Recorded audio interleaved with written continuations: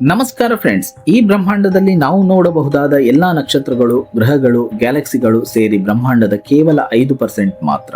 ಹಾಗಾದರೆ ಉಳಿದ 95% ಏನಿರಬಹುದು?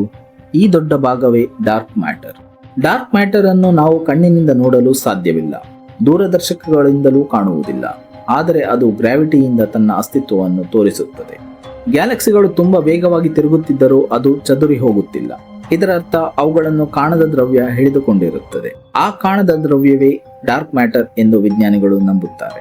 ಆಶ್ಚರ್ಯದ ವಿಷಯ ಏನೆಂದರೆ, ಈ ಡಾರ್ಕ್ ಮ್ಯಾಟರ್ ಬೆಳಕನ್ನು ಹೊರಬಿಡುವುದಿಲ್ಲ. ಆದ್ದರಿಂದ ನಾವು ಅದನ್ನು ನೇರವಾಗಿ ನೋಡಲು ಸಾಧ್ಯವಿಲ್ಲ.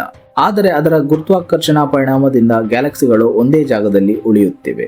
ಇಂದಿಗೂ ಡಾರ್ಕ್ ಮ್ಯಾಟರ್ ನಿಜವಾಗಿ ಯಾವುದರಿಂದ ಮಾಡಲಾಗಿದೆ ಎಂಬುದು ದೊಡ್ಡ ರಹಸ್ಯವಾಗಿದೆ. ಬಹುಶಃ ಬ್ರಹ್ಮಾಂಡದ ಅತ್ಯಂತ ದೊಡ್ಡ ರಹಸ್ಯವೇ ಡಾರ್ಕ್ ಮ್ಯಾಟರ್ ಇರಬಹುದು.